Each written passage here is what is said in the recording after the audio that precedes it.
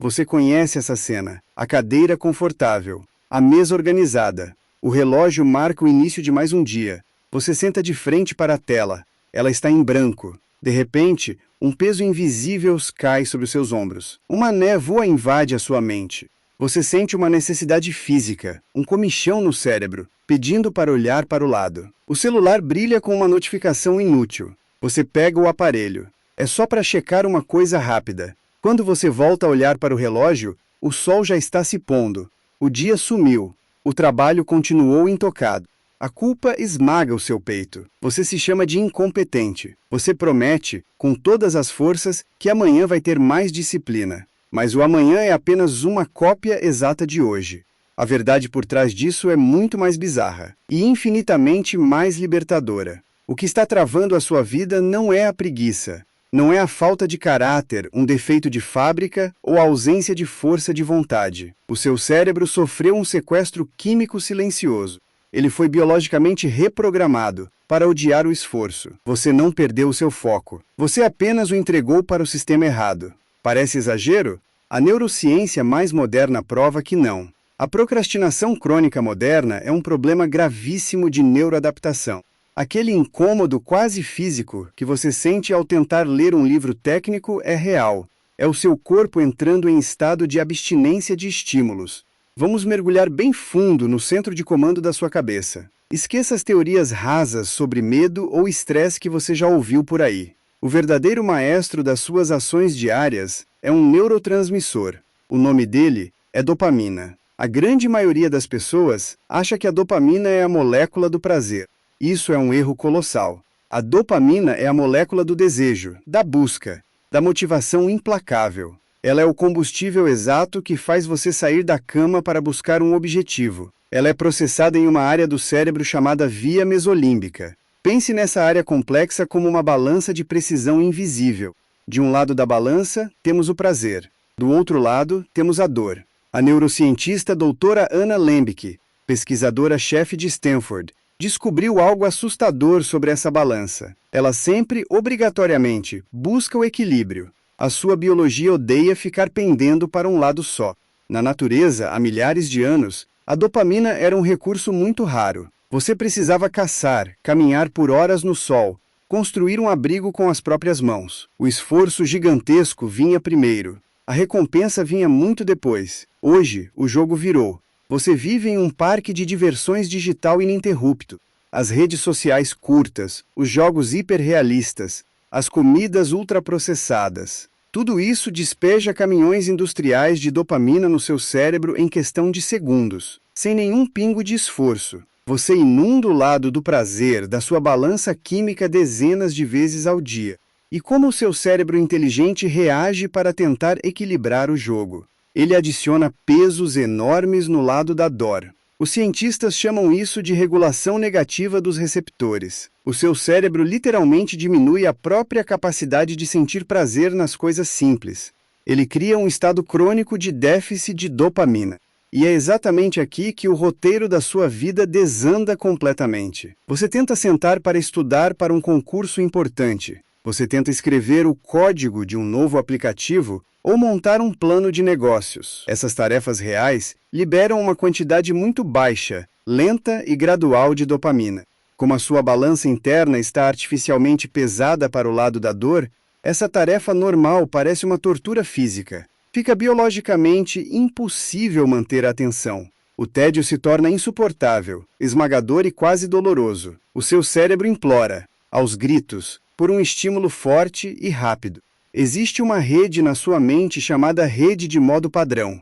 Ela é o piloto automático. Quando você cede, ela assume o controle. Ela cria ilusões perfeitas de que você precisa arrumar a casa antes de trabalhar. Ela convence você de que responder e-mails irrelevantes é ser produtivo. É uma mentira confortável.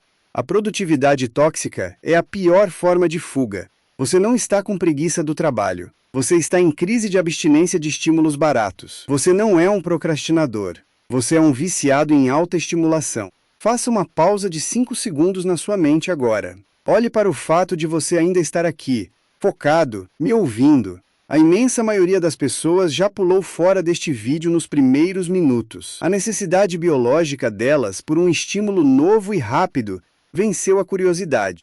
Elas já voltaram para a roda infinita do hamster digital. Mas você continuou. Você está focado em entender a raiz do problema. Isso prova de forma prática que você tem uma capacidade rara de atenção profunda. Você tem o material bruto necessário para dominar a própria mente e se destacar.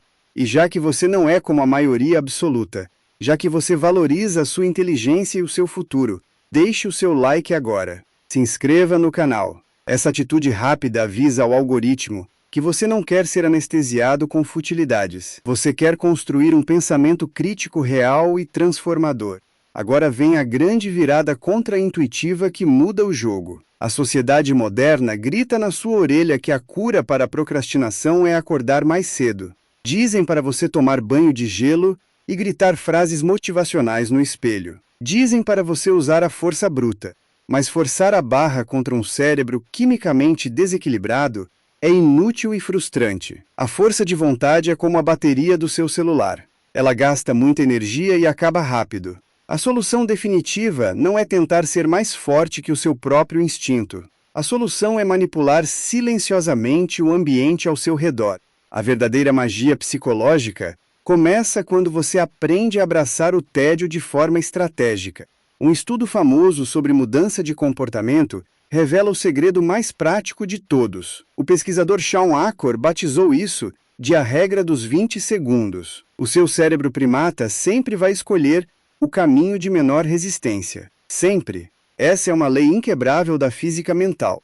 Se o seu celular está virado para cima, ao lado do seu teclado, o custo de energia para pegá-lo é zero. Se a televisão da sala está ligada no fundo, o atrito para se distrair não existe. Para vencer, você precisa criar o que chamamos de atrito de transição. Você precisa construir barreiras invisíveis. Coloque exatos 20 segundos de dificuldade física entre você e o seu vício. Coloque o celular no silencioso, dentro da gaveta de outro cômodo. Apague as senhas salvas das redes sociais no seu navegador. Torne a fuga irritante. Torne a distração trabalhosa e demorada.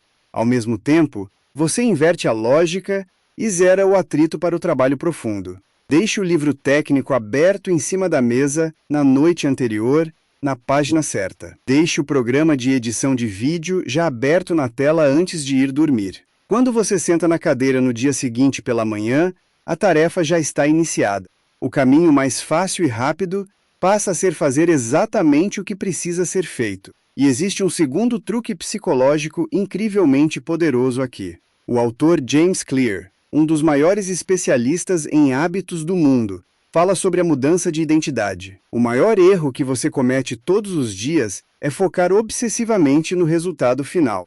Você diz para si mesmo: eu preciso ler e resumir 80 páginas hoje. Isso gera uma pressão imensa, assusta o cérebro e trava o seu sistema operacional. A mudança comportamental duradoura não foca no que você quer alcançar. Ela foca visceralmente em quem você deseja ser. Você não está tentando ler um livro. Você é, a partir de hoje, um leitor. O seu objetivo não é estudar durante 5 horas seguidas. O seu único e principal objetivo é provar para si mesmo que você é o tipo de pessoa que senta e simplesmente começa. Você foca apenas nos 2 primeiros minutos. Apenas isso. Você se compromete a ler um único parágrafo do texto. Você se compromete a escrever uma única linha de código do programa. E então você tem total permissão para parar, se realmente quiser. Parece bobo ou ineficaz. É biologia pura em ação. Quando você inicia uma tarefa minúscula, você quebra a pesada barreira da inércia. A tensão psicológica evapora. A dopamina de baixa intensidade começa a circular no ritmo certo no cérebro. A vontade genuína de continuar aparece apenas depois que você já começou a agir. A motivação sempre será uma consequência da ação, e nunca o contrário. Olhe com muita coragem para a sua própria vida agora. Pense nos planos geniais e criativos que você deixou pegando poeira. Pense nos idiomas que você não aprendeu, nos projetos de negócios que você abandonou pela metade. Eles não morreram porque você é fraco ou sem talento. Eles morreram porque você estava jogando um jogo injusto contra a sua própria biologia. Você permitiu que algoritmos altamente persuasivos roubassem a sua balança de prazer. Eles sugaram a sua motivação vital. Eles venderam a sua atenção para anunciantes. Mas esse contrato invisível pode ser rasgado e quebrado a partir de hoje. Você não precisa de um choque de realidade agressivo ou de um retiro espiritual nas montanhas. Você só precisa limpar o seu ambiente de trabalho e aceitar o tédio. Você só precisa domar a sua dopamina e aceitar começar pequeno, muito pequeno, ridiculamente pequeno. A disciplina real e silenciosa é apenas a arte inteligente de remover os obstáculos físicos do seu próprio caminho. É a arte de suportar o desconforto dos 5 primeiros minutos até o cérebro engatar a marcha. Amanhã, a cena inicial vai se desenrolar novamente no seu quarto. Você vai entrar. A mesa organizada vai estar lá. Você vai sentar de frente para a tela em branco do computador. Aquela névoa antiga, aquela vontade desesperada de buscar um alívio rápido no celular, vai tentar invadir a sua mente de novo. Mas desta vez, o celular não estará ali ao seu lado. Você vai respirar fundo. Você vai sorrir internamente. Porque agora você conhece as regras secretas e biológicas do jogo. A ilusão perdeu o poder. Você vai focar no menor passo possível, sem culpa e sem pressão. O trabalho finalmente vai começar. E você vai, de uma vez por todas, assumir o controle da sua própria história. Um pequeno passo de cada vez.